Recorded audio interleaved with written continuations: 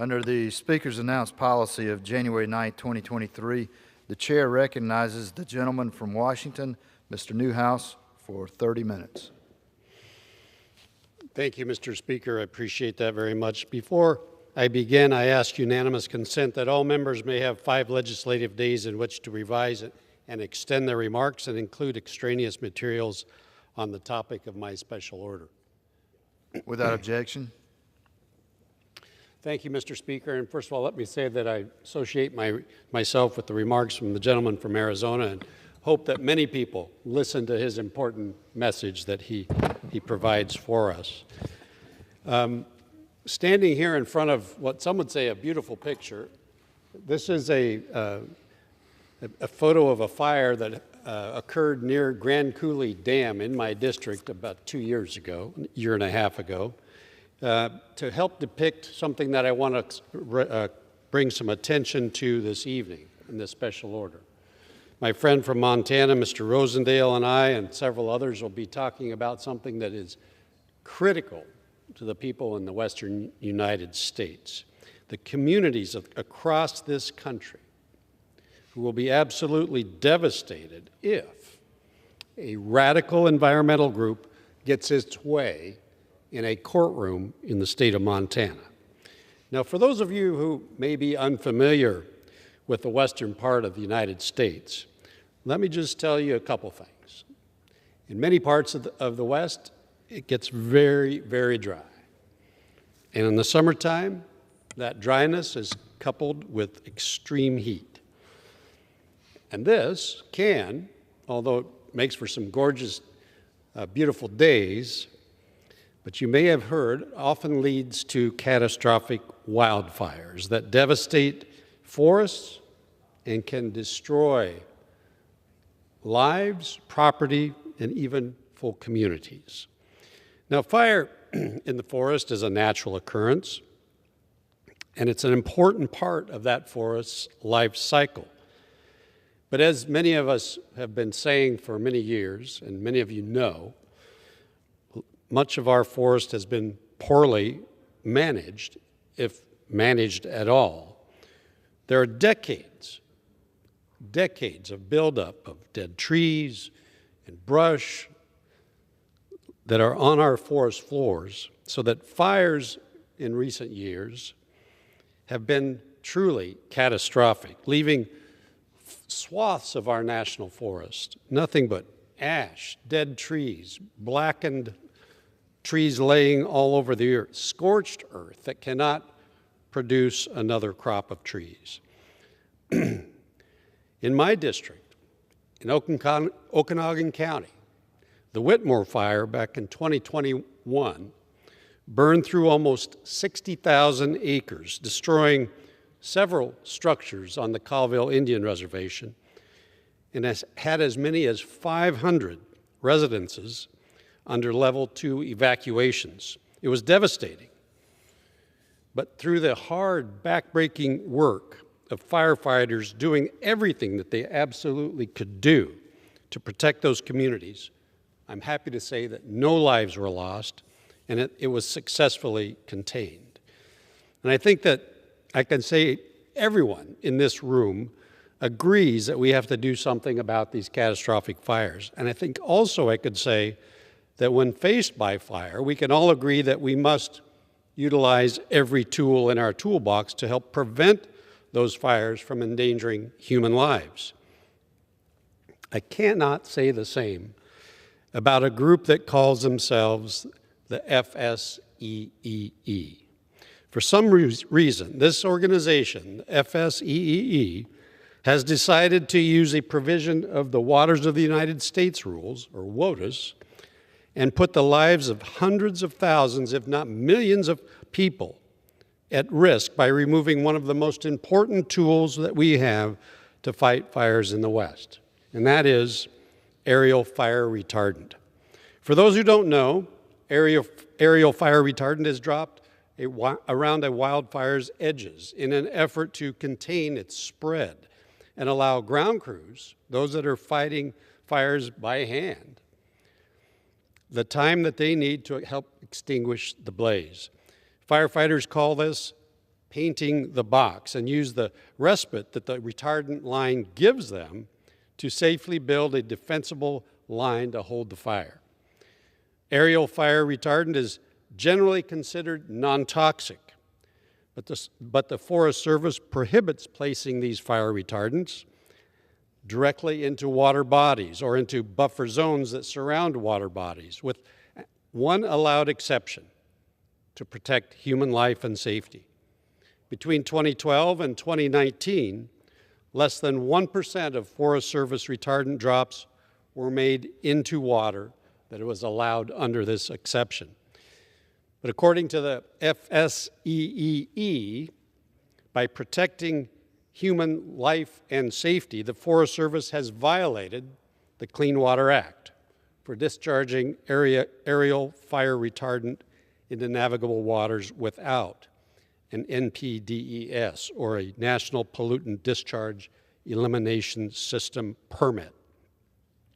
And even though the regulations for administering the NPDES system specifically state that fire control is exempted, and communications from EPA dating back all the way to 1993 indicate a permit was not required for firefighting efforts.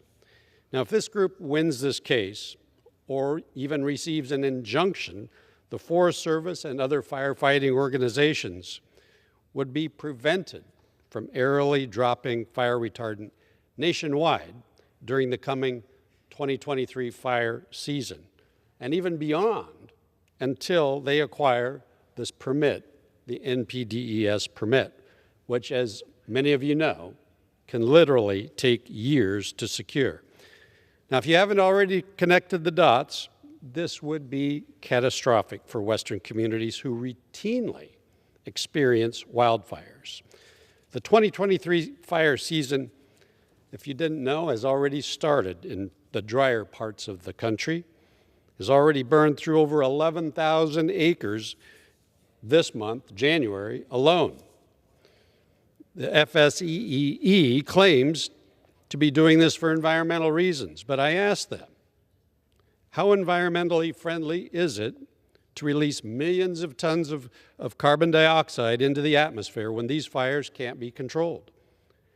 How environmentally friendly is it to have burned soil, ash, choke our rivers and our streams? How environmentally friendly is it to wipe out entire ecosystems, plant life, wildlife, the trees, the birds, the wild animals? And even if the FSEEE were able to prove me wrong on every single one of those points, is all this worth the cost of human life? Firefighters risk their lives to protect our communities, other people, and our forests, and we should listen to them when they tell us that fire retardant makes their job safer, and it truly is an essential tool to protect lives.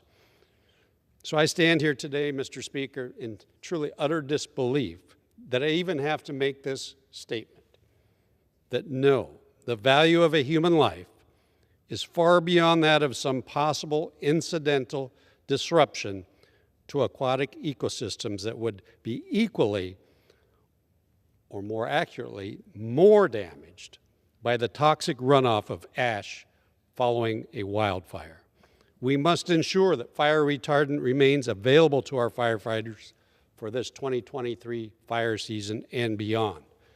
So with that, Mr. Speaker, I would like to turn to my friend from Montana, Mr. Rosendale, who is co-leading this special order with me, for his comments from his great state. Thank you, Representative Newhouse, and thank you for chairing the Western Caucus and bringing this very, very important issue and lawsuit to light. Let me begin by quoting President Dwight Eisenhower when he said, "Farming looks very easy when you live 1,000 miles away from a cornfield and you use a pencil for a plow." The problem that we face on a regular basis across our nation is that far too many individuals who are completely removed from the issues are making decisions about how to address them. This is exactly the case when we look at the current lawsuit against the United States Forest Service. First, let's shed a little bit of light on the litigants. The Forest Service employees for environmental ethics, and as Representative Newhouse described them, the FSEEE, is not a group of Forest Service employees. They are a radical group out of Oregon whose goal it is to stop humans from properly managing forests while lining their own pockets with taxpayer dollars after a settlement. The result? Severe air and water quality degradation and the risk of thousands of lives and livelihoods. Fire retardant is a vital and effective tool for Montanans and rural communities, slowing the spread of fires and minimizing damage. Wildfires burned more than 7.5 million acres across the United States in 2022. This number could easily be doubled or tripled if not for the use of safe and effective fire retardants. That the litigants are suing to prohibit the use of. Anyone who has visited the site of a wildfire, even years afterward, recognizes the devastation and the destruction they cause, both short and long term. The soil is rendered sterile because of the immense heat generated, resulting in no productive vegetation growth for years after the fire. This lack of vegetative cover then leads to major erosion problems and a dramatic reduction in water quality, severely damaging the fisheries and the elimination of food for habitat for wildlife. On top of that, the reduction in air quality during wildfires is so severe that anyone who hasn't lived through it couldn't even comprehend the effects on a community. I have driven through these smoke-choked areas in broad daylight and had to use my headlights because the visibility was reduced so dramatically because the smoke was so thick. I have spoken with young and old alike who have been hospitalized due to severe respiratory conditions as a direct result of the smoke and the particulate that's produced by these wildfires. In Montana, we see thousands of acres burn every single year, and these wildfires pose a major threat to our way of life. We see property destroyed and crops decimated. It cripples our economy and slows our tourism. Montana is proud to have a dedicated team of first responders and pilots who fight tirelessly to contain these wildfires, utilizing these retardants. Because of their ability to utilize this tool and mitigate fire risk, ways of life in rural communities are preserved, and those who choose to live in remote areas are able to do so safely. Wildland firefighters work to protect communities and forests from the spread of wildfires, and the aerial application of fire retardant has proven to be the most effective method of containment. This method is crucial at a time when government regulations tie our hands in regards to proper forest management. If it were not for these draconian regulations, fewer fires would be burning, and much of the retardant complained about would not even be necessary. Montanans have a proud tradition of responsible stewardship of our land and water resources.